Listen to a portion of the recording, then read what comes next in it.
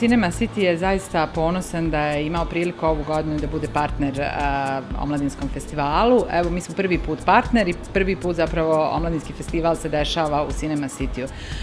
To je zaista jedno osvježenje. Cinema City je imao priliku da radi razne festivale, što filmske, što drugih umjetnosti, ali Omladinski festival je izuzetno bitan za nas jer je nekako to upliv u tu starosnu dob koja stvara filmove, kao Omladinski festival stvaranje filmova, ali i publika koja prepoznaje i promišlja na jedan novi i drugačiji način stvara kritički stav prema filmu, što je nama isto jednako bitno u nekom našem daljnjem razvoju.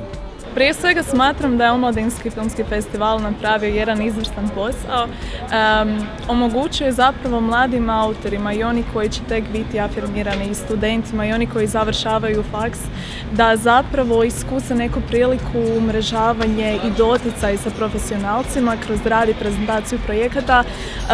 Smatram da je od hospitality do organizacije zapravo cijelog festivala ekipa napravila jedan divan posao. Tako da je omogućila svima nama da se osjećamo i dobrodošlo i prihvaćeno, da naše ideje zapravo budu pogledane, prihvaćene, prokomentirane i da dobijemo neke kritike i osvrte koje će nam pomoći zapravo da nastavimo na radu na našim projektima. Ja sam prvi put tu u Sarajevo, to je bio kao kad smo doznali da smo selektirani. Cijela filmska ekipa i ja, svi smo bili mnogo sretni.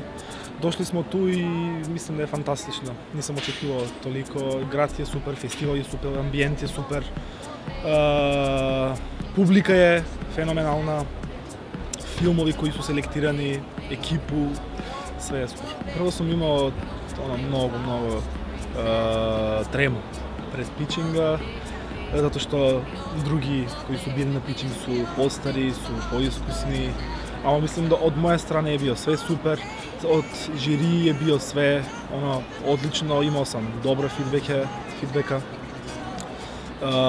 Razgovarali smo, dogovorili smo sa nekim malim festivalima i mislim da je sve i su prihvatili super priča, koji problem radi ta priča i sve OFF, za razliku od drugih festivala, nudi jednoj skupini koja će tek biti prepoznata i cijenjena kao autori prostor za networking koji je potreban. Znači, festival je prepoznao svoj target, prepoznao ljudi koji trebaju ovu pomoć, savjete, kritike za daljnju profesionalizaciju i usavršavanje i mislim da je to potrebno. Znači, samo nastavite dalje sa svojim radom, nastavite poticati mlade ljude. Ovdje je jedno predivno okruženje koje potiče i mislim da se to treba zapravo raditi češće i više. Mislim da je ona baš kao što treba i na pitchingu, i sa žirijem, i sa ekipom, i sa drugim kolegima što su tu. Napravili smo neku konekciju, prijateljstvo, kontakti i sve ono. Mi smo imali priliku da pomno i pripremamo se za festival. Sa vašim direktorom, gospodinom Usićem, smo imali priliku da sve na vrijeme dogovorimo. Zadovoljni smo s obzirom da to rade mladi ljudi koji nekad manje možda iskustva imaju nego neki u ozbiljnijim, hajmo reći, kompanijama. Ja mogu reći da je Omladinski festival nakon svojih 10 godina zaista nekako iz mog stanovišta narastao jednu ozbiljnu organizaciju koja je vrlo odgovorna, koja na pravi način rješava i artikuliše što svoju misiju i viziju, tako i ono što mi radimo u Cinema City-u. Vidimo se 2019.